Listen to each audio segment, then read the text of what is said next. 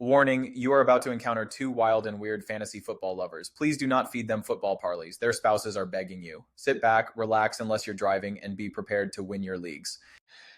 Welcome back to your mom's favorite fantasy football podcast. I'm your host Clay with my boy Christian, and we are coming to you live today. Today is Wednesday, September 3rd. We are on NFL Eve. This is NFL Eve game kickoff Eve today. So we are super excited that it is right around the corner. And man, I'm ready to go, dude. I'm ready to go. But this last weekend, Christian and I we got to do our first Dynasty draft together, and we kind of want to go over the results of that with y'all, show y'all what we did, and everything. But before we get started, I kind of just want to check in on Christian. How was your Labor Day? Labor Day was good, man. First full week of college football, which was super exciting to be back in the swing of things, right? Texas Tech walked away with the massive W, looked excellent. Texas lost, which is fantastic, right? Best I mean, could you have asked for a better weekend, right? No. So I don't know. Yeah, pretty good for the most part. Outside of that, just keeping busy with the family, doing other stuff like that. But what about yourself, man? Yeah, dude. No, I think you said it best. Texas losing and Texas Tech winning. I don't know if there's much weekends that are better than that. I mean, that's first. And then I was working Labor Day, so I made some money, made some time and a half, so everything was good there too. But watched football when I could. I want to talk to you real quick about that TCU game on Monday. Mm-hmm. I know you were. This guy was pretty upset. Coming into this game, our friend had asked us.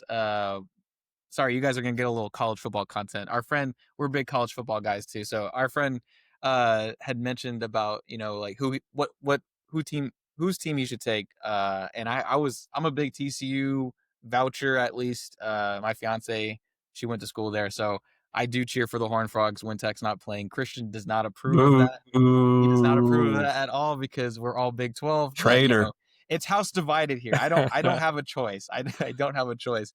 But no, dude, that TCU game, that was awesome. I mean, I know you were pretty upset. Chapo Bill had a meltdown. Yeah, that was tough to watch. I think it just goes to show that college football has changed, right? I think if anything proves that it's this one, it's like you got excellent coach, excellent GM, if you will, on the organization that comes along with them. And at the end of the day, I think the old saying is it's not about the X and the O's.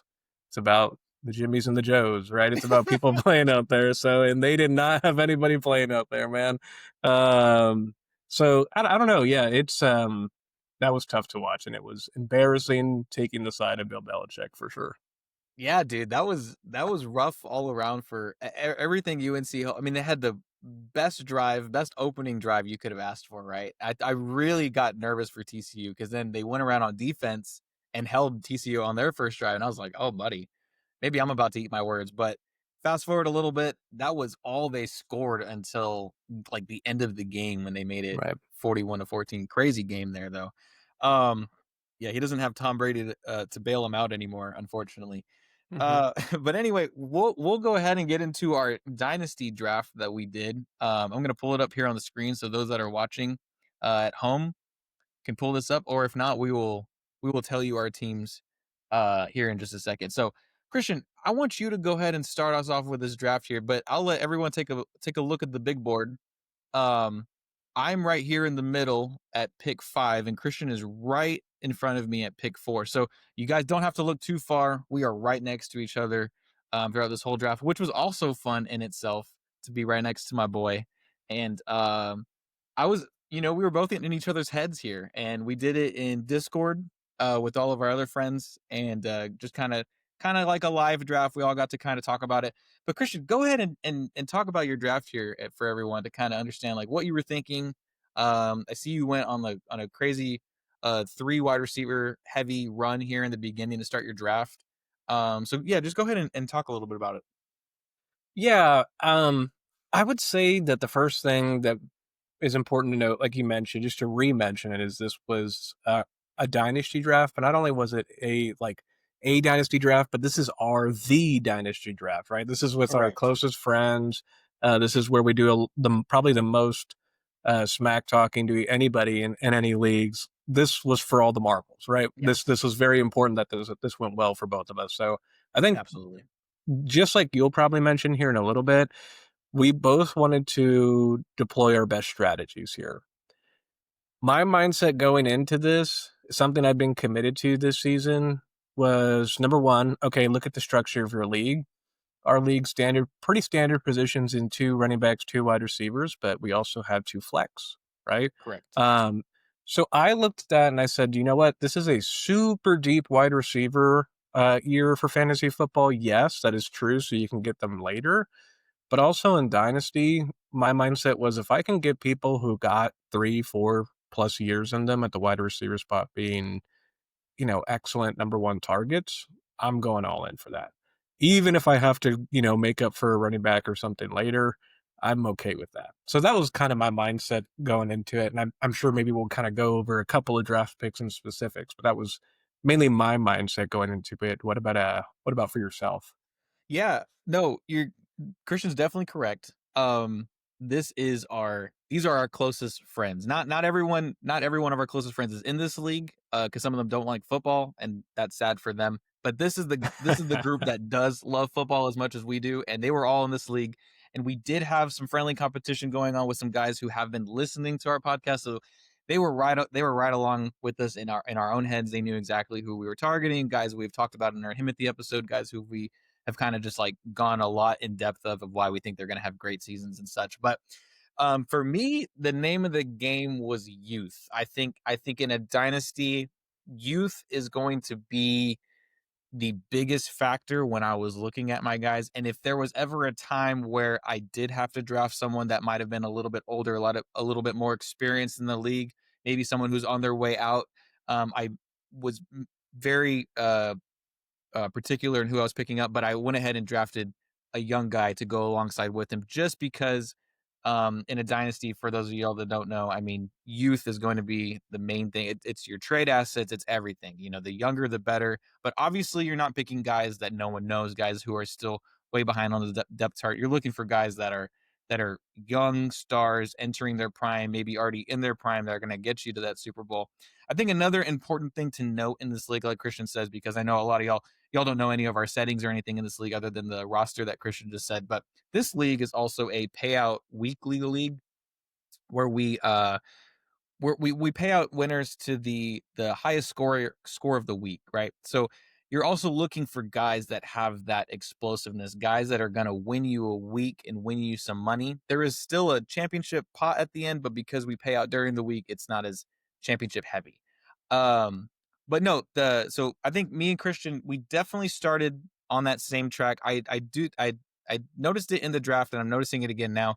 Christian was definitely not afraid to take some shots on some older guys because and I think he'll go ahead and say this after me, but I'll let him talk. But the the guys he was drafting that were older, they're guys who are still in their prime, right?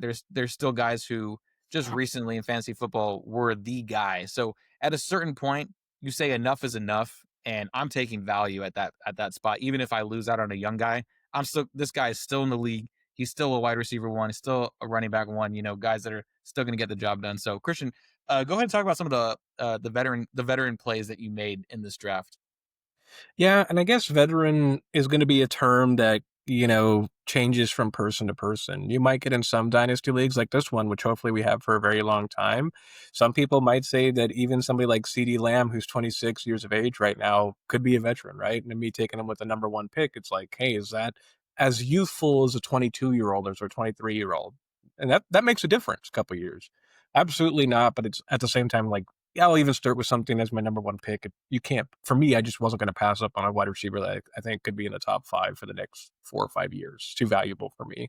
But Right. probably some of the picks that we're more specifically looking at is once we get after Tyler Warren, which I know you'll talk about here more probably for him at the episodes, right? I know you really liked that guy. But Alvin Kamara probably sticks out, right? Middle of the round, sixth round there. Tyreek Hill sticks out, Travis Kelsey, and those are the three main guys that I'll go over, right? Yeah. When it comes to veterans. Alvin Kamara, and again, this you can look at this what my mindset was going with CD Lamb, Drake London, excuse me, McMillan, rookie sensation apparently this year. Like it's going to have apparently it's going to look really good. So I drafted my three wide receivers right off the bat, saying, okay, I'm going to have these guys locked in, barring any crazy injuries, for the next 4 or 5 years minimum, right? Which I was happy about. Now, the thing to catch up about, or the thing to catch up on after that was I obviously missed out on names like Robinson, Gibbs, Barkley, Irving. I missed out on some of the big time running backs, right? The running back list is pretty short this year when it comes to the elite group of running backs. Having said that, took a little bit of youth, as you can see, running with McMillan, but right after that, I couldn't pass up on Warren. And I'm talking about more picks than just the veterans just yet, just to explain my mindset. But I felt like I had to take Warren at 5 because I know you really like him, and I was afraid on this turn, even if you didn't draft him right after me in that position, to me, you were going to draft him in the 6th round. There was no way Yeah, you were going to let Warren fall. And if you did, I would have drafted him anyway. But I mean, right. I was not going to let Warren fall to you. I knew how much you liked him. Brock Bowers was already off the board for us in fantasy football. Trey McBride was already off the board, and I was like, you know what? He's sitting there. I'm going to take him, Yeah. right? But again, now just focusing on those veterans, what do I still need after those first 5 picks? I still need a secondary running back, right? I can't have somebody. The Kamara pick is I need somebody now. I know I'm going to have to replace him. He's an older back. I think he's on the second half, or he's over the hump of 30 at this point, right? So he historically is not going to be having the most production coming up here pretty soon. But I got to have somebody that can at least show somewhat consistency when it comes to week numbers. I believe he's still got that for at least one more year. And I'll worry about that later with some other draft picks that I made, as well as my future draft picks, right? Tyreek Hill. I'm able to take a little bit of upside risk here for this year because guess what?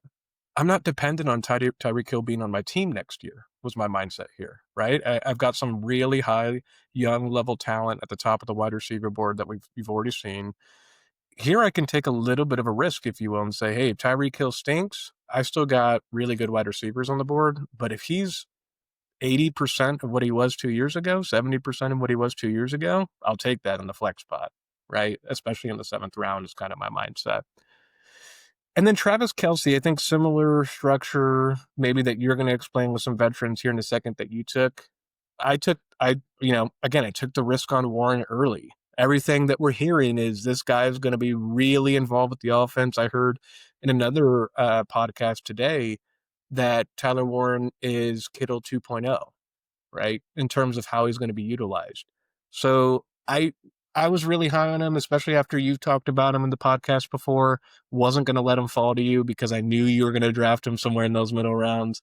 And then I took Travis Kelce as his backup just in case everybody's wrong. Just in case everybody's wrong, Travis Kelce is probably not going to be the Travis Kelce of 3 or 4 years ago. But is he going to get probably 8 touchdowns this year? Probably, right? Even last year, which was a down year, I think he was like 9 catches short of 100 receptions or something like that. So it's not like he was a terrible tight end option. He just wasn't the person that we were used to drafting in round 1 or round 2. Like he wasn't worth the value that people were typically drafting him at, right? So I don't know. That's kind of my mindset with veterans. I think overall I have a pretty useful team. But talk to me, Clay, about maybe some of your thoughts about what I mentioned on my team, or even after that, maybe explaining the veterans on your team as well.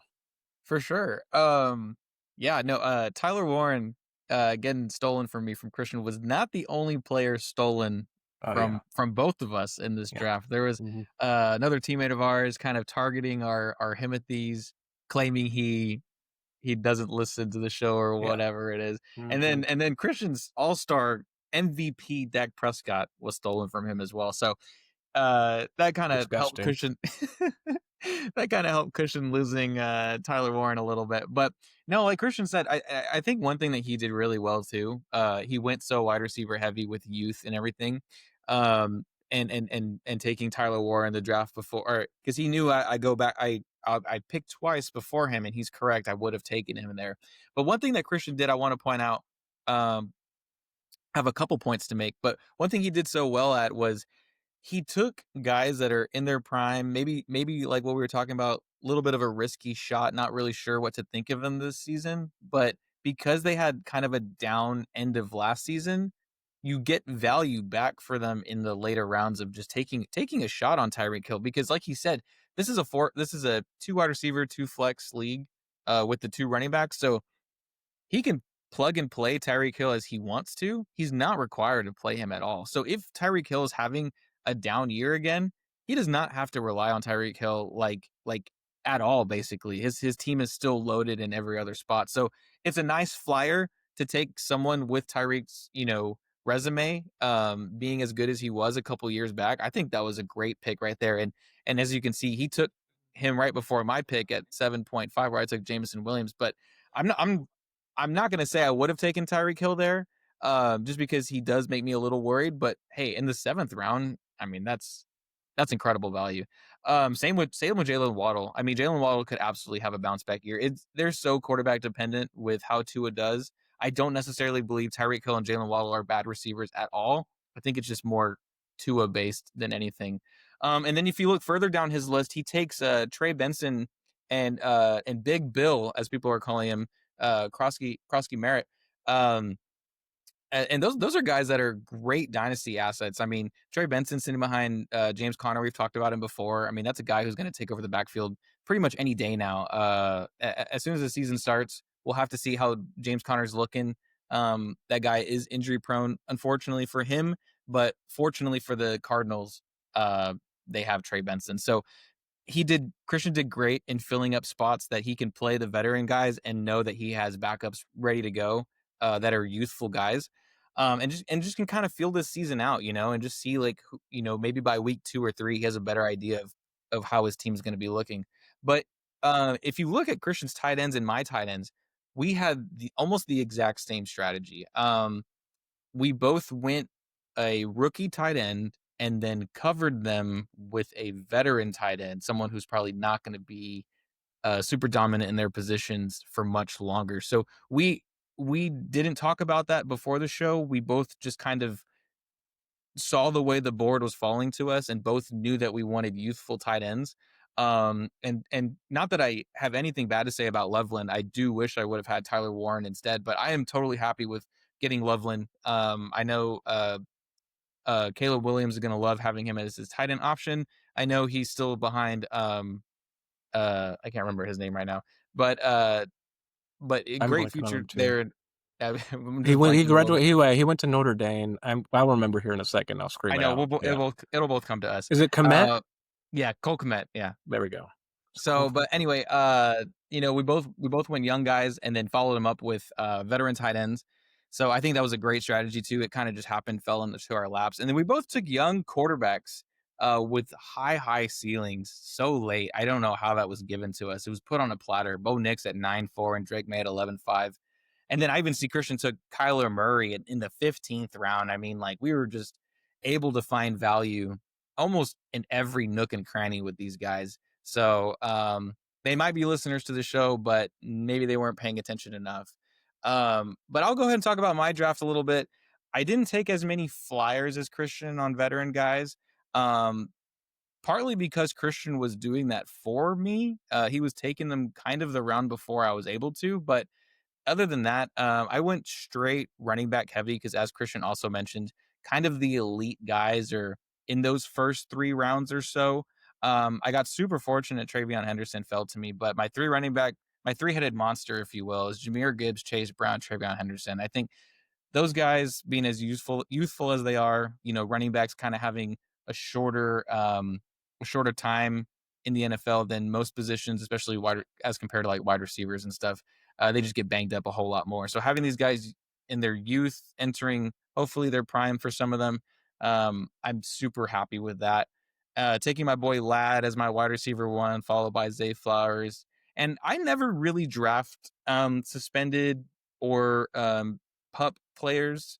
But Rashee Rice in a dynasty, I mean, he's coming back. And when he comes back, he's absolutely going to be the wide receiver 1 for this Pat Mahomes run Chiefs offense. So Definitely a little nervous about taking him there, but after drafting Ladd and Zay Flowers, I felt a little bit better, and I was just at this point in the draft, I was pretty confident that I could still find value later on in the rookies and things like that. So then I went Jameson Williams, followed by another guy who was currently suspended, Jordan Addison, kind of just based on their age. I wasn't seeing anything I super loved around the. I remember around the eighth round. I kind of remember round was kind of rough for me. I did almost panic there. But if you have your pivots, guys, and you have other guys that you want to turn to, um, hopefully you had some before your draft started, so that way you didn't have any panic.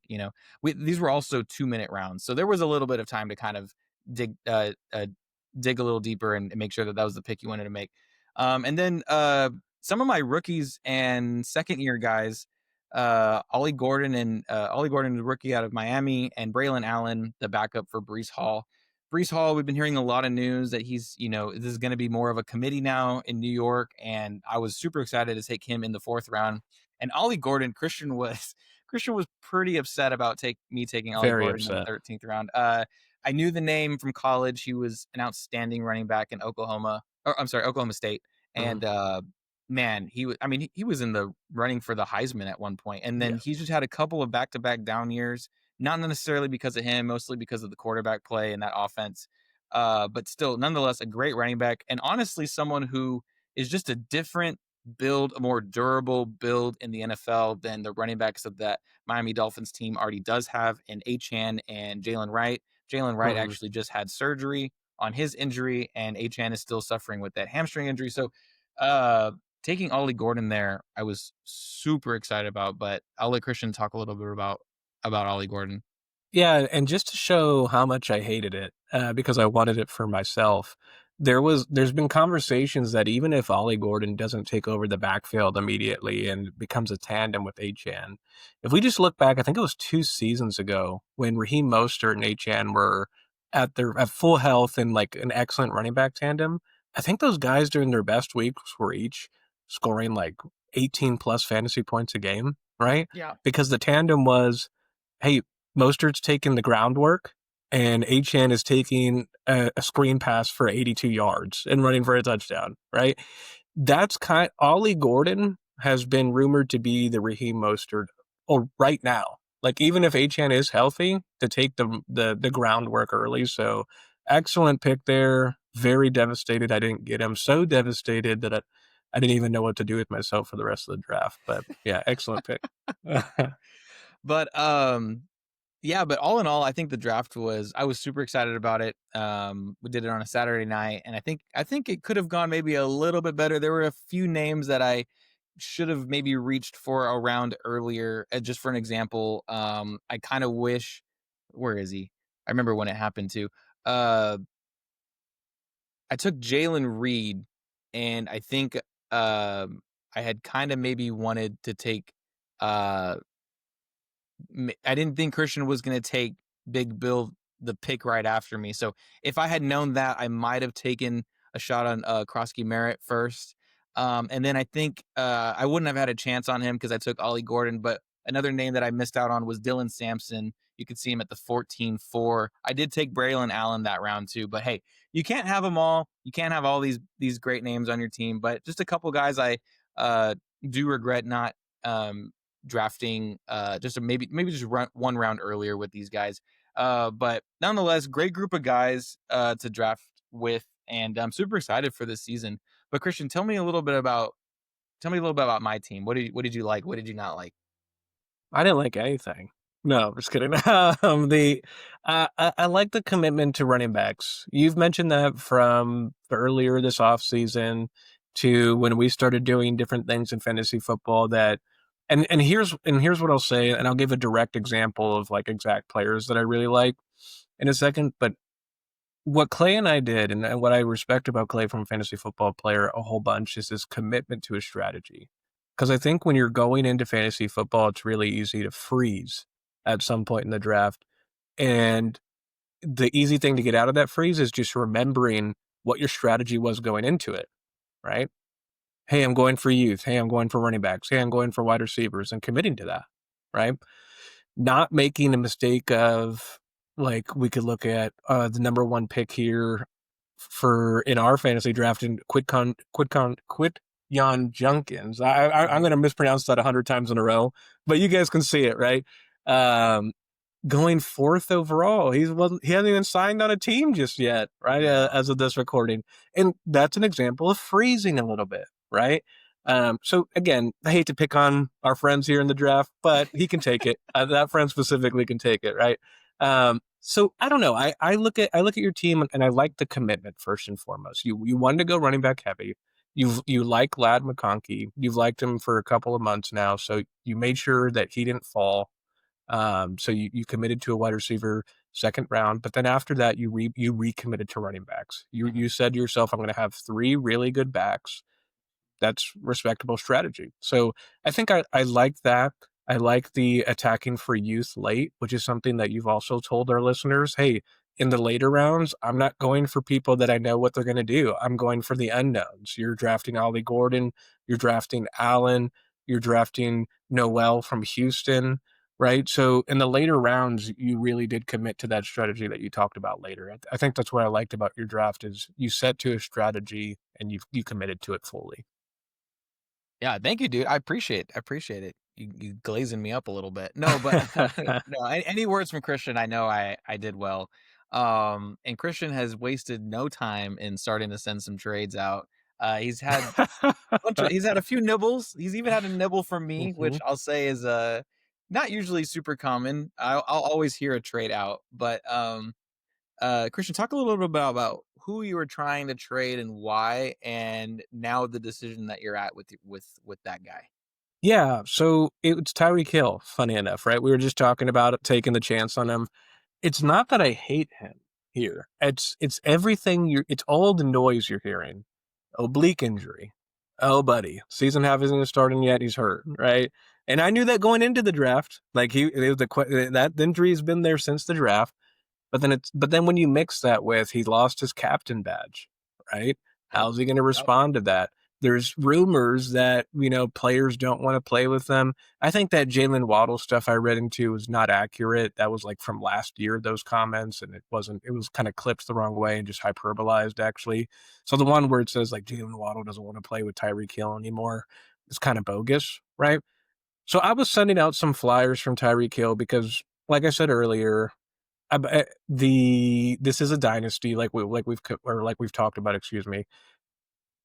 And I think my mindset with some of the trades trying to nibble early, excuse me, is try to see if I could catch anybody that would early on that just wanted to make a splash. Is really what I was doing. So yes, a little bit fearful of Tyreek Hill, but I'll explain in a second that my overall decision was actually just to keep him and stop sending those trades. I was trying to get more youthful, right? I was sending out draft picks to people or to some of our other fantasy owners, trying to see if people would bite. For example, I was looking at, let's see here, who was I looking? Travis Hunter. I was selling it out for Travis Hunter, including a draft pick for you or two. I was sending you something for Rasheed Rice, sending somebody for Igbuka and a couple of draft picks. So again, I was going for younger names, right, that are expected to have some all-star talent, and just seeing, hey, is the hope that Tyreek Hill can be the same elite wide receiver that he's been in the past enough to get people to allow me to get younger, right? Again, I feel pretty comfortable with the overall youth on my team. Just trying to send flyers out early for a player that could have a 1,500-yard receiving season and could have a 900-yard receiving season, right? I mean, maybe even less. So I think sending those flyers out early was a mix of both fear that I'm having with some reports and then also just like the fun of dynasties or in Yeah. the fun of fantasy football. If you're not going to attempt to make trades in fantasy football, then don't play, right? I mean, it's just kind of like it's one of those things where it's like, well, why are you even playing? Yeah. Um, so I threw some of those out. And again, I'll just repeat quickly the overall decision to keep him. We look at the wide receivers above him: C.D. Lamb, Drake London, McMillan. If those guys are healthy, they're going to be top 10 wide receivers more than likely, right? I have a backup plan right underneath Tyreek Hill. If he gets injured, right, I have youth in Jalen Waddle, who's still an excellent wide receiver, right? I have a handcuff on him.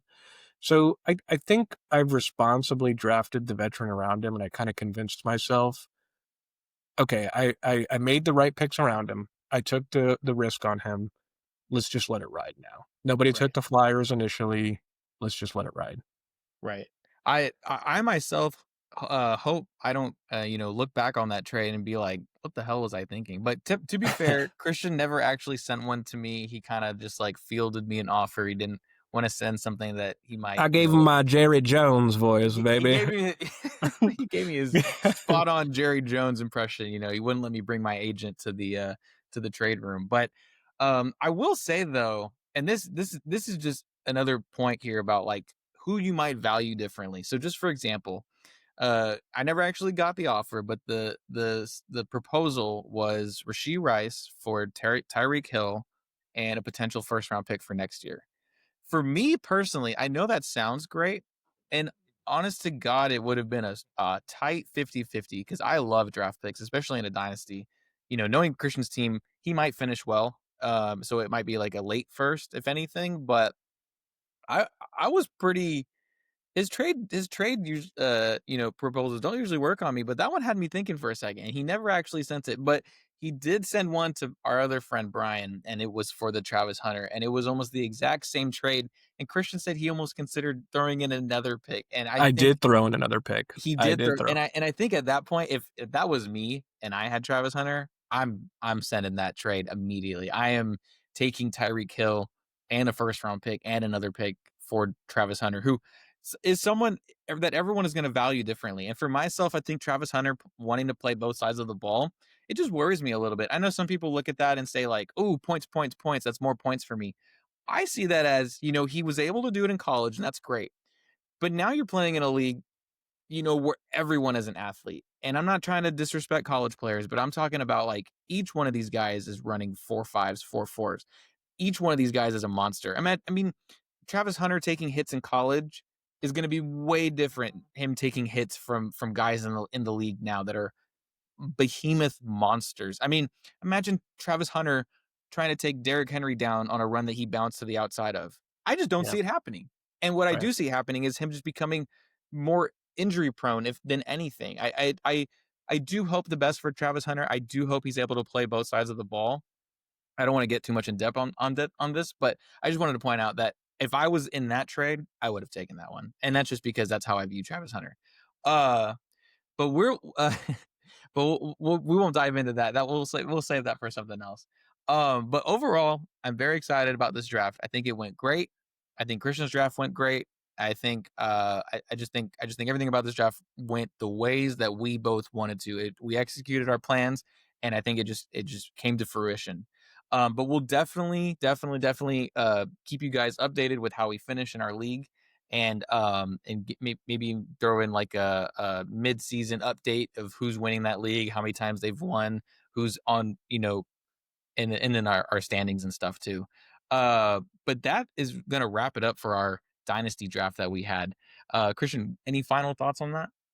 Yeah, just final thoughts, and I've got to call him out because if I don't, we alluded to it earlier, but if I don't, Right. then because he's gonna listen, He's gonna listen. and Robbie, you are our biggest fan, and we love it. Hmm. But you also disgust us for taking all of our picks, and you took Dak Prescott from me. You ripped him out of my cold, dead fantasy football hands, Yep. and He I took will for Aguka. He took you Nico took it. Collins. He Look took at Dylan yeah. Sampson. Look at this What are we guys. talking about here? I What are we just talking about here? It's I just mean, ridiculous. like I think Clay was saying mid draft, we should have waited to release these episodes because Yep. now Robbie's actually going to be able to compete with us, which he Yep. wouldn't have been. Exactly. I mean, that's anyway. So I had to call him out by name just because it was so frustrating, not losing out on It some of was those players. frustrating, but thankfully for Christian and I, we're good at what we do. We like to think we're good at what we do, and we had our pivots ready. But other than that, we are super excited for this year. No trades have been made, and we're ready to kick it off. So when we come back from our break, we're gonna break down Thursday night's game between the Cowboys and the Eagles, and Friday night's game between the Chiefs and the Chargers. So stay with us. We'll be right back.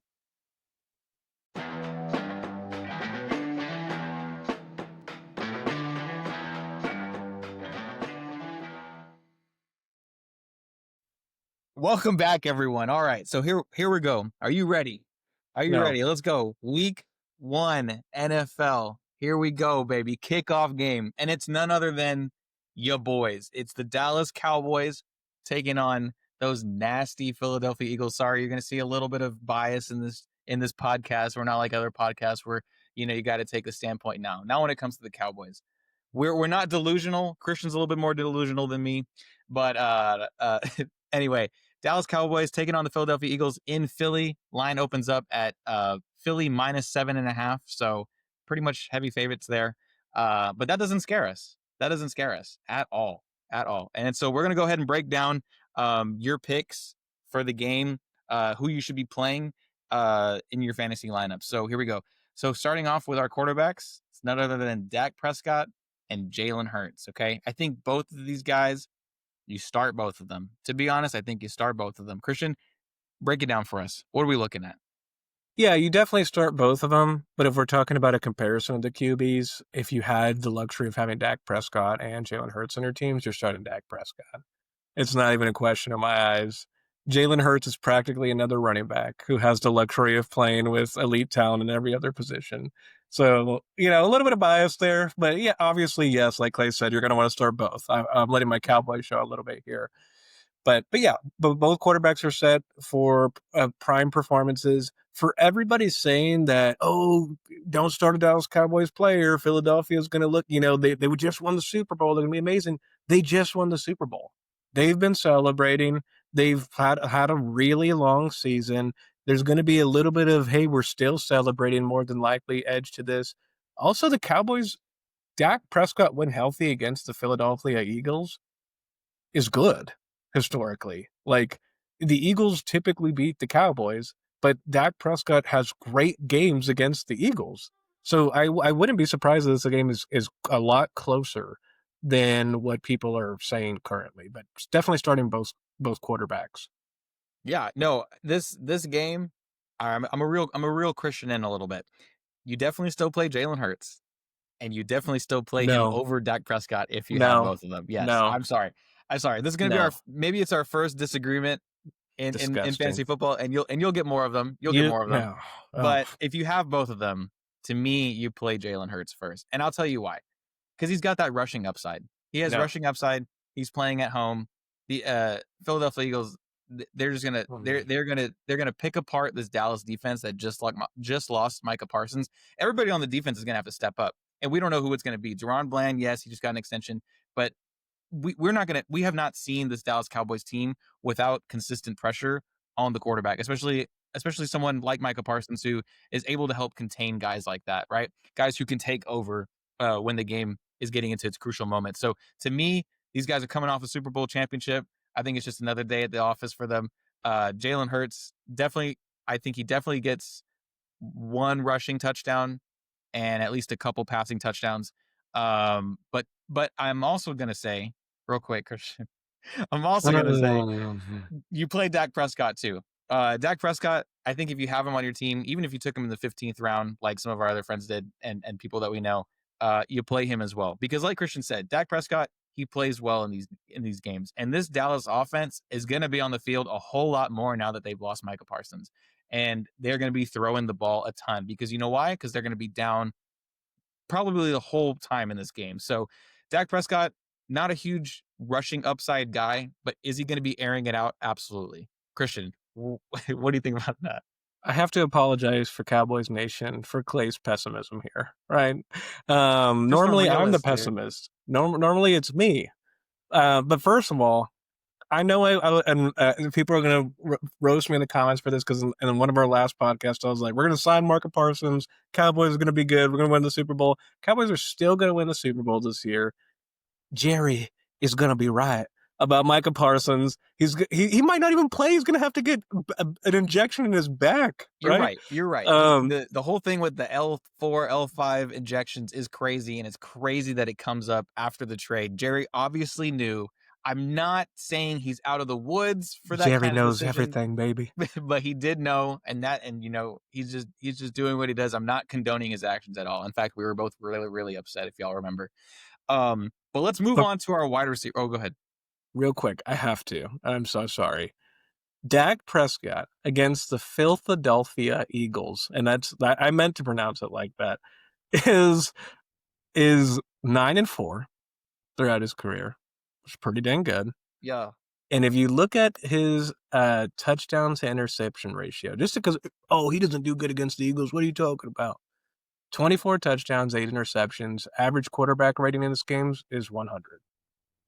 It's pretty good. Not bad quarterback play. So again, for the I we'll talk about it more later, but don't be afraid to start Dak Prescott, especially if you also have Jalen Hurts, Don't because be he's afraid to practically start another Dak running back. Prescott, but also I'll balance out Christian's delusional here. Jalen Hurts has a real chance to be overall QB1 week 1 against this Cowboys defense. I'm so sorry. It's true. It's true. But we'll go ahead and move on to our next topic before Christian has anything else to say. And let's jump into why we think both these quarterbacks are going to have a great game. It's their wide receivers. You got CeeDee Lamb, George Pickens on one side. You got Devontae Smith, AJ Brown on the other side. I mean, these guys, elite 1A, 1B guys. First time we're going to see CeeDee Lamb and George Pickens play together in an NFL game. But we are super excited to watch this on a Thursday night. These guys are all going to be on their A game, right? This is a divisional game. They don't like each other. Cowboys are going to be airing out the ball. Philly's going to throw second since they're a run first team. But these guys are going to score points. And if you have all of these guys, I mean, I'm just saying, like, if you have these guys in your leagues, these are all start guys. You put them in your lineup, you forget about it. Just remember, guys, on a Thursday night game, you put these guys in the wide receiver slot, not the flex. You want the flexes open for the games that come later this first weekend. But Christian, let's go ahead and talk about the wide receivers. What do you got? Yeah, not as controversial. You're right. Starting CD, starting Pickens, starting AJ Brown, starting Smith. Um, Only thing I would say is if you're starting one of the Eagles wide receivers, be prepared for Jalen Hurts to only have like 15 completions. So I mean, they better have receptions out of like the 15 completions he's actually hitting, because he's gonna be running the ball every other play. But that's we'll see, right? So I Yeah. like the Cowboys' upside a little bit more because the Cowboys probably will have to pass more, but start them anyway. Yeah, CeeDee Lamb, George Pickens. These are guys that are going to have upside pretty much the entire season based on this new Cowboys offense. Because as we're about to get into the running backs, let's go ahead and just jump into the running backs for these guys. You have Javonte Williams and potentially rookie Jadon Blue for the Cowboys against just probably the currently best running back in the league, Saquon Barkley. This would be a positional difference in real life, and it's going to be a positional difference in your fantasy league. So, Christian, talk talk to me about that. Look, we're lucky that the Cowboys have no running backs here, like that are just total garbagio, right? Yep. Basura, in a different language here, just because I was telling Tatiana this the other day that what is Barkley has had one really good season. And now Mhm. it's like, oh, he's the best running back who has ever lived. And it's like, no, he's had one good season. I wouldn't be surprised if like there's major regression.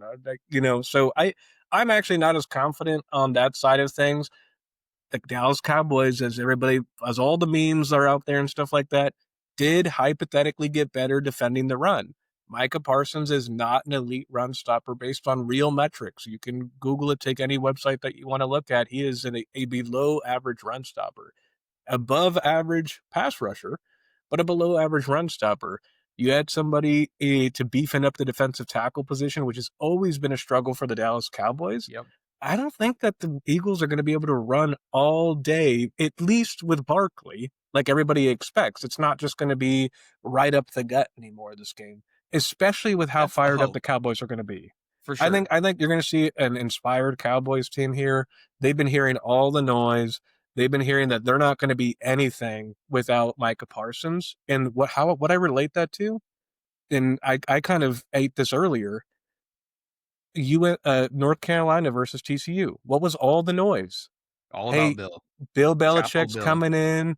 This is going to be the next generation of college football. Not one thing about TCU, and regardless of how TCU finishes the year, they were playing absolutely inspired. Perfect. So I don't know. I look at this Cowboys defense I'm still saying start Saquon Barkley. Don't get me wrong. I'm not saying don't start him. And he's the obvious start over the Cowboys running backs here. However, don't be expecting like this crazy performance against the Dallas Cowboys because their run defense should be better. What does that mean? When they were atrocious last year, I don't know, but we'll see. Yeah, I think Christian's correct. This is gonna be it's gonna be a different Cowboys defense without Micah Parsons, but like he said, they technically did get better in this trade for stopping the run. Um Obviously, that doesn't change the game plan for the Eagles at all. They're still going to be running the ball maybe 20, almost 30 times with Saquon Barkley this game. And you're going to want all of those points, plus his pass catching ability. They don't even have to run it up the middle. He can always swing out for a pass. And Christian, the reason why people believe that he is the best is because what have they have always said? When he was on the Giants, no one ever gave him the time of day because the Giants never had an O-line. They couldn't even protect their quarterbacks that they've ever had. The Eagles are built so much different than the Giants. The Giants are sorry, but you gave him an O-line to run behind, and he's the best. He's the best talent running back behind running that O-line, and then they know it. He knows it. Everyone knows it. So, but like Christian said, if you have the Dallas Cowboys running back in this game, um, in a Sorry. nice way, I hope you have pivot options because I would not start Javonte Williams, Jaden Blue, any one of those guys in this game. I don't think it's going to go well for them. I think the Cowboys are going to be trailing almost the entire game. I don't think they'll lose by a whole lot, but they will be trailing, which will force the pass um, more often than not. Christian, I see you wagging your finger no over there. Well, first, sorry, I'm having a lot of fun right now. But first, out of the 7 seasons Saquon Barkley has played, he has broken 1,000 yards 4 times. Yes, he's dealt with some injuries. As regards to offensive line, Derrick Henry with the Tennessee Titans. That's not the Offensive, point. if you put Derrick Henry on the Eagles last year, it's not 2,000 rushing yards. It's 10,000. Yeah. What are we talking about here? He was running, there was wide open gaps that you could have fit an 18-wheeler in. Right, but that's what I'm saying. That's what the Eagles offense does for Saquon Barkley to be great. And the Giants never did that for him. So the fact that he was able to have 1,000-yard rushing seasons with the Giants was impressive anyway, alongside his injuries he was having. This Phillies offense just makes him even better. And I agree completely. If they had made that trade for Derrick Henry in the offseason, we'd have been talking about Derrick Henry being the best running back in the league. Because of what this team does for him. So I completely agree. But let's go on to our tight ends. Not super exciting options here, but again, if you have Jake Ferguson or Dallas Goedert, I think you're playing both of these guys just because they're good blanket options for these quarterbacks. They do love throwing to the tight end position. Uh, we know Dak Prescott loves his tight end. We know Jalen Hurts loves his tight end. So I just see these guys racking up, a modest amount of points. Nothing game breaking, nothing similar to like Brock Bowers or Trey McBride, who are going to see 10 plus targets. But these guys are going to be great red zone targets. Could definitely maybe possibly get a touchdown for you. Grab 4 or 5 receptions this game for a comfortable 40, 50 yards, but nothing too over the top. I think, but both these options here are good for this game. What do you think, Christian? Yeah, I think they're similar level of fantasy production. I do tend to lean towards Ferguson here, not just because of the Cowboy scenario, but Dallas Goedert has different production when AJ Brown and Devontae Smith are healthy, which they're going to be. So indifferent in a bad way. When both those wide receivers are healthy, again, Jalen Hurts might only have to complete the ball 15 times. No matter which game script you give. If you give the game script of the Eagles blowing out the Cowboys, which I think is blasphemy, then he's not going to have to throw the ball that much if it happens. So how many targets are actually going to go Goddard's way? And if it's the reverse script and the Cowboys are actually doing the reverse and beating down on the Eagles, he's probably airing it out to his wide receivers more, right? and missing them because he can't throw the ball. But but all jokes aside, I think Ferguson also has probably the better probability to score a touchdown. You have two elite wide receivers. I think without question, the 1A for the Dallas Cowboys is better than the 1A from the Eagles. I think without question, the 1B for the Cowboys is going to end up being better than the 1B for the Eagles, which I know might sound kind of crazy at first, but I think Pickens really got a lot of hate in Pittsburgh where there wasn't a lot of opportunity to produce. So give him a good quarterback and we'll see what happens, right? But I'm starting both tight ends here as well, but again, leaning towards Ferguson because I think he might fall in the end zone with a distracted secondary. Yeah. No, I think you hit it on the head there. I think closing thoughts for this game, uh Eagles will definitely be ahead majority of it. Will force the Cowboys to pass a lot. I know Christian doesn't really necessarily agree with that answer, but it's the truth. I would hope that the Cowboys actually put up a good fight. I could see this game finishing somewhere like around, 34 to 27, but um that would be my prediction for this game. How do you think it's going to go, Christian? Come on now. Come on now. Jared Jones is going all out, right? The last two games that the Cowboys had played the Eagles in, people are gonna, oh, what about the last two games where it was 7-41 and 6-34? I'm almost positive Dak Prescott was injured in both those games, right?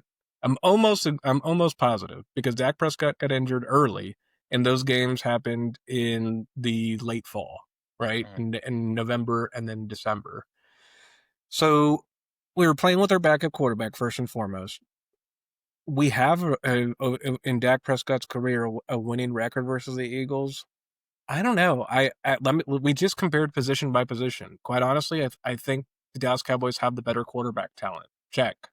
Right. I think the Cowboys have the better wide receiver talent. Check. I think the Cowboys have the better tight end talent. Check. Now, the defensive line, and if we start getting into, like sure, the Eagles got that stuff, but it's not going to matter when the ball's flying over their head, right? So I don't know. I'm looking at this game. I'm looking at this game. I'm going Dallas Cowboys 28-23. They're going to flip the script on the Eagles, ruin the Super Bowl party. They're going to be playing inspired. They hate this team. These franchises don't like each other. And all the Dallas Cowboys are hearing right now is you guys are nothing without Micah Parsons. I don't know if I was a competitor, I think that would fire me up. I don't know. This might be the Cowboys Super Bowl, so I think that would fire me up. Yeah, I think you're right. I think a Cowboys win here on opening night against the Super Bowl champions would shoot this team into a start that I don't think we've seen in a long time. So that would be super exciting. I'm hoping for that, but I'm also a realist and I just don't see it happening. But anyway, we'll move on to the second matchup that we got on Friday night from Sao Paulo, Brazil. Got the runner up Kansas City Chiefs, three-time Super Bowl champion Patrick Mahomes taking on the Chargers, Justin Herbert. This game opens up at let's see real quick. I think it's Chiefs minus 3.5. So Chiefs holding a little bit of the favorites in this game, and I think that's just because possibly of their experience. This is not a home game for either of these teams playing in Brazil, so we'll have to see kind of what the turnout is, what the turf conditions are, everything, all that good stuff. But in this game, looking at the quarterbacks, Patrick Mahomes and Justin Herbert, I think you're playing both of these guys. To be honest, I don't think there's any question why you're not starting these guys. Super excited to see Patrick Mahomes out there. He's still without his wide receiver one target. Rashee Rice will be out for the first 6 games of the season. It is, but we'll see how that goes. And Xavier Worthy, they're finishing their connection. But we'll get into the wide receiver in a second. What do you think about the quarterback matchup, Christian? Quarterback, gonna sound kind of weird here. I love both the talents. I don't. If you have a different option here, I would start him. Outside of either of these two guys, like on your bench or something. I know that sounds kind of crazy, but let's talk about the game script for a second. The Chiefs don't have their number one wide receiver. Everybody's talking about Xavier Worthy this, Xavier Worthy that. We didn't even we didn't even really see it at the end of last season. And like you said, we'll get into the wide receivers in here in just a second. I don't think the Chiefs feel comfortable airing the ball out without Rashid Rice on the field, right? So I think they're going to be trying to run the ball like they did all of last season, is just focus on running the ball, short passes, and defense. And then what does any Jim Harbaugh team like to do? They like to establish the run and play defense. He wants to take the ball out of Patrick Mahomes' hands. So I see this being a really short game. I see this being a pretty low scoring game because both defenses are talented. And I don't think there's going to be a lot of number one pass attempts, and I don't think there's going to be a lot of incomplete pass attempts. So I think the clock's going to keep running, and I don't think it's going to be an explosive games for quarterback. So if you had another option here, I would start outside of it. But if you don't, and it's like, hey, who are we picking between the two? Sure, if you don't have a better option, you're starting both of them because Patrick Mahomes on any given week can do good, and theoretically, Justin Herbert on any given week can do well as well. Yeah. Looking at their wide receiver options here, we'll go ahead and just dive into it. We see Xavier Worthy, Hollywood Brown as the wide receivers 1 and 2, and then for the Chargers we have Lad McConkey and Quentin Johnston with young rookie Trey Harris for the wide receiver options, fantasy wise. And then obviously Travis Kelsey we'll talk about here in a second because we're just doing wide receivers first. But of those wide receivers, for me, I think you're playing Lad without question, and you're playing Xavier Worthy without question. Uh, and I also forgot to mention a name for the Chargers. Big boy Keenan Allen is going to be a end zone fiend. He's going to be looking for all of the targets in the red zone. And then rookies Trey Harris for the Chargers and the oh my gosh. But anyway, the for the Chiefs, I think you're playing Xavier Worthy, and on Hollywood Brown, I think you're holding off. But Lad McConkey is playable to me, wide receiver 1. Keenan Allen probably going to be like a wide receiver 3, and then Trey Harris. I would not take a shot on him yet. We haven't really seen him in a game yet. But if you don't have any options, I guess you could plug him in your flex. What do you think, Christian? Yeah, I think I agree. Lad, you're gonna play. I look at a player like Xavier Worthy. I'm throwing him in this game in a flex spot. I just don't feel comfortable with him throwing the ball that much either team. So I would put Xavier Worthy in a flex at best, and in majority of your leagues, right? But I would still play him. I wouldn't necessarily sit them here. I mean, they're talent. Both of them are talented players, and it's different than quarterback. You might have Dak Prescott on your bench and Patrick Mahomes there, so play Dak Prescott, right? Like for compared to the previous example. But so I like the wide receivers overall. But my two that I would be really comfortable with are Lad and then Worthy. Lad being the number one spot, Worthy maybe being a flex. And then I hear what you said about Allen. I like Allen as a flex as well because who knows, he's going to be a red zone target. That's Herbert's boy, right? So he's going to be they have a great relationship. It's almost like when Aaron Rodgers and Devontae Adams reunited. Sure, it wasn't as spectacular as it used to be, but he's like funneling them targets, right? Because Right. that's he's used to it. That would like it's Mhm. the relationship there. So I think people might be surprised. I would start Allen in a flex spot too. Yeah, it's just I think the wide receivers besides the Lad and Xavier Worthy, especially where you drafted Xavier Worthy in this year's draft, people were taking him in probably like late 5th, early 6th. It's just hard for me to plug him in a true wide receiver 1 spot. But Lad, you're absolutely locking in. And we'll get to Patrick Mahomes' favorite target here. We'll move on to the tight ends. Travis Kelsey. And how do you feel about Travis Kelsey coming into the season for the Chiefs? I don't know. I don't know either. I Yeah, I agree. look. He's what 35. I think I'm just going to confirm that really quick. Yeah, 35.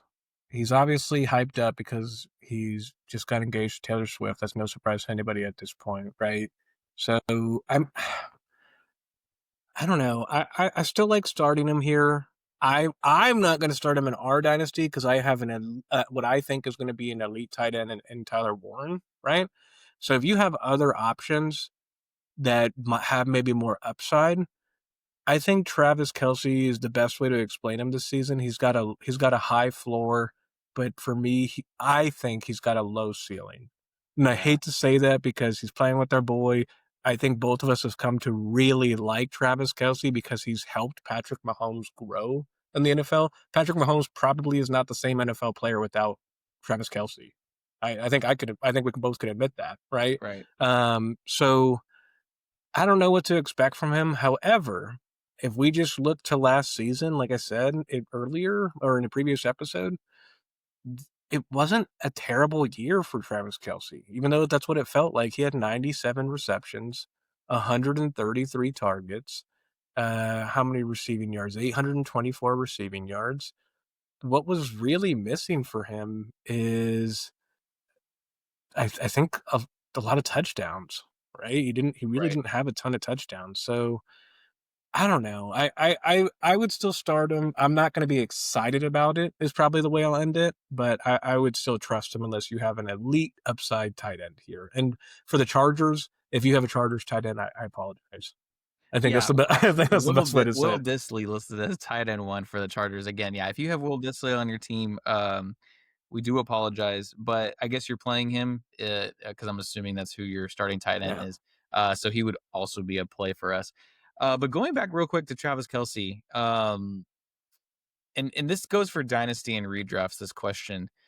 Are you handcuffing him with Noah Gray this year due to his age and possible regression that we'll see? I guess we'll find out more after week 1, but, Noah Gray came in when he was injured last year, I think his best week was when he had 2 touchdowns and maybe 4 receptions total, so, again, kinda utilized as, like, a red zone target. Definitely not as favored and not as athletic as Travis Kelce is, but what are you I think we just both so worried about Travis Kelce. Obviously, you're playing him in this game if you Mhm. have to, but just yeah, what do you think about Noah Gray in this situation?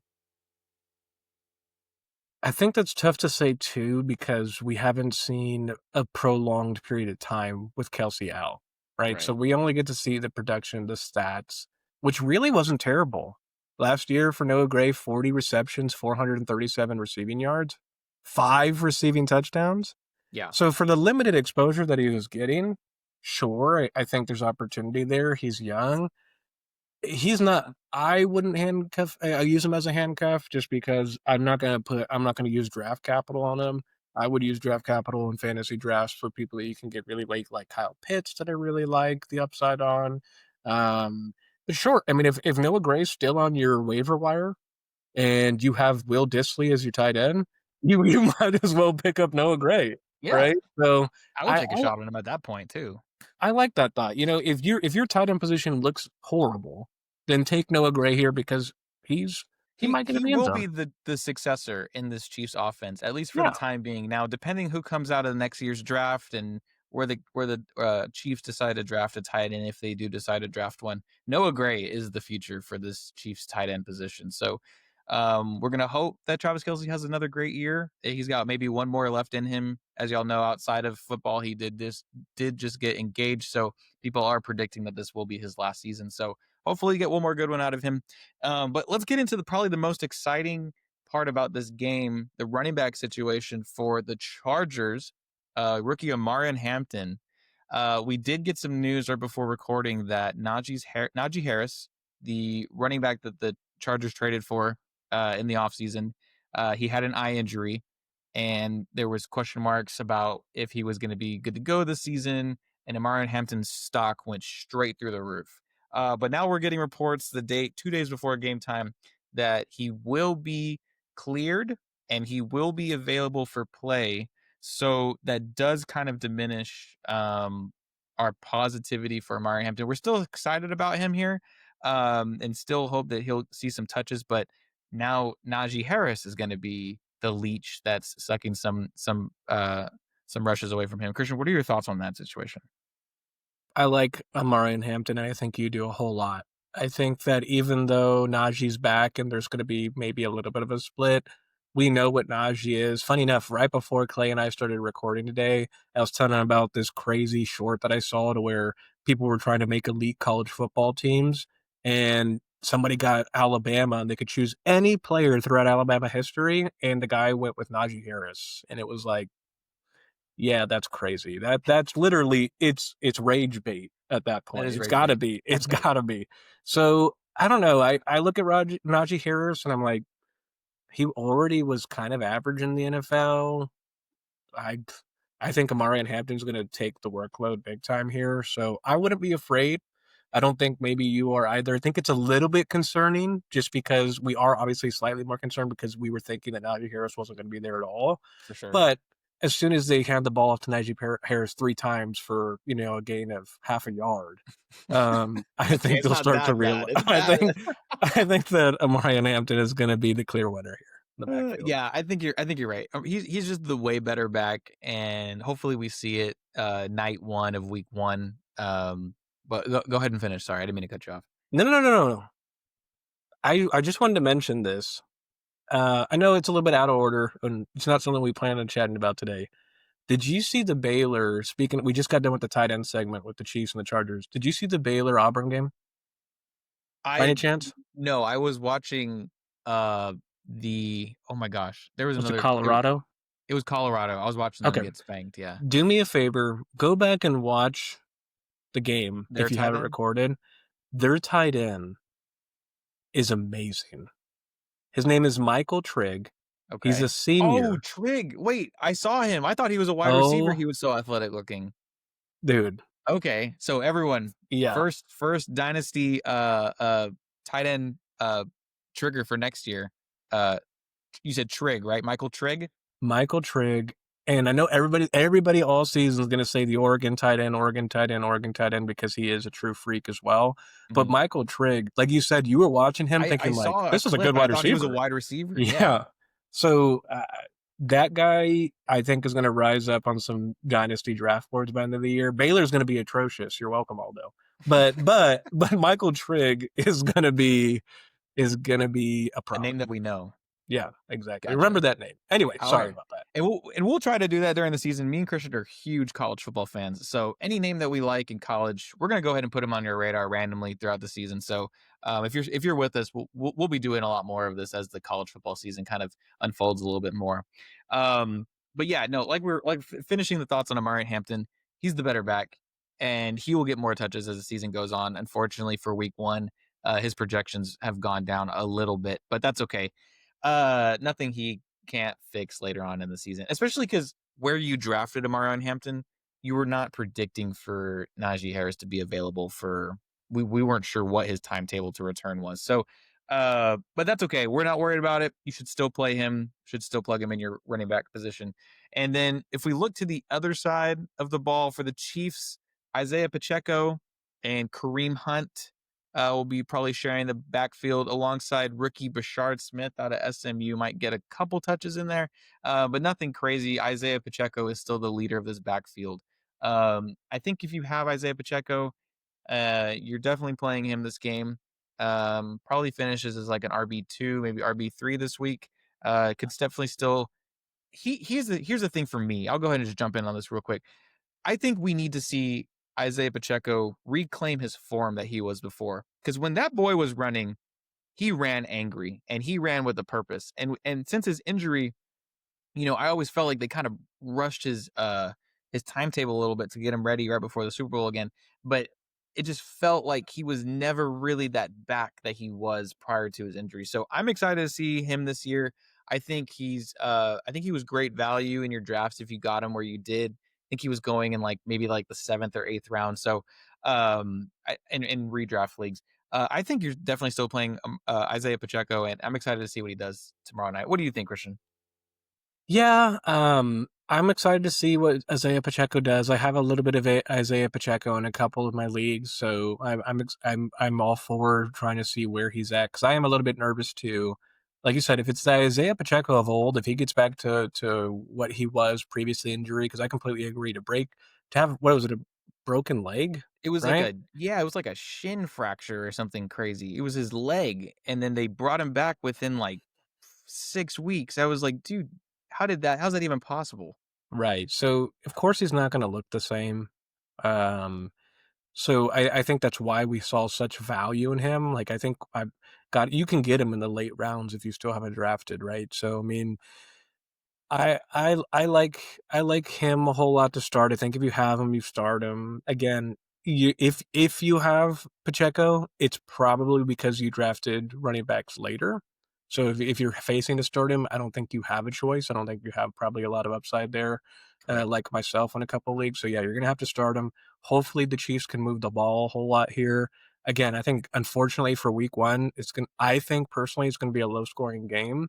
So me being the trade hunter that I am, in my leagues that I don't have Isaiah Pacheco, I'm looking for people who are trying to sell early on Pacheco because if he comes in and has a game of 6 points, 8 points, because there's no touchdowns and running room was thin, oh man, I'm going after him in those leagues. So just don't be disappointed if you're a Pacheco owner early because this is a tough matchup. Um, but definitely, if he looks somewhat explosive, even if the stats aren't there, go get him low when everybody else who's already owning him doesn't want to own him any longer, right? Yeah, because he's just still so young and can recover from this, I believe, now that he's had a full off season. But that's we have a couple more names, and then we'll kind of wrap up our thoughts for this episode and everything. But just a couple on your radar. Quentin Johnston, if you're still looking at him, um, sorry, you might have to play him. I think Quentin Johnston, I had such high hopes for him, especially my fiance did too. Him coming out of TCU and everything. I think his problems with dropping the ball, uh, just not being super consistent. He did have that injury in preseason that kind of just already started this year on a bad note. But if you're looking at Quinn Johnson this game, I believe he's playing. So, but I would definitely look for other options before playing him tonight or Friday night. Yeah, I'm thinking the same thing. I just wanted to mention him in case any one of y'all drafted him. I don't think anyone drafted him in our league, but it is a name. He is still young and has potential to come back from this too. But I think that's gonna wrap it up for our our Thursday and Friday night week one kickoff games, and then we'll be coming back to you again before this weekend and talking about the games for the rest of week one that we're super excited. We're ready to go, dude. I'm ready to win some money. Um, but but yeah, what do you think? Yeah, no, I think the week one's going to be is going to be a lot of fun. I think there's a lot of unknowns here. I think the NFL is very unpredictable this year. Actually, I don't think that the top teams that with the exception of maybe the Ravens. I don't think that there's like a team that's like really good this year. Even I think even the Bills take a step back just because Shakir, who regardless of what you think of him as a wide receiver, was a security blanket for Josh Allen, is not healthy and he won't be for a couple of weeks. I think you're going to see it's a wide open league. So who doesn't like that, right? So I'm very excited for this week one. I'm very excited to see how our fantasy teams perform. It's going to be a lot of fun. Yeah, baby, we're ready to go, and we're ready to keep you all up to date with everything and help you with your lineups and stuff. But Christian, I'll let you go ahead and sign us out. Yeah, no. So thanks again, guys, for listening. If you've listened to us in the past, we're real big on trying to build a community here. Again, two guys that really love fantasy football, really love the game in general. Going to have a lot of fun, like we did in today's episodes, talking about the Cowboys and showing our bias a little bit. But if you like it all what you hear, we just ask you do us a small favor, give us a follow. Tell somebody about us. Tell somebody to say, hey, go check these guys out. They're kind of dumb, right? And we'll take it, right? We love We'll it. take it. We love it. So give us a follow on one of our platforms. We're on X, we're on YouTube, we're on TikTok, and we're on Spotify as well. So go follow us where you can, and we look forward to seeing you guys next time. Yes, sir. Alrighty, y'all have a great night, and we'll see y'all again later.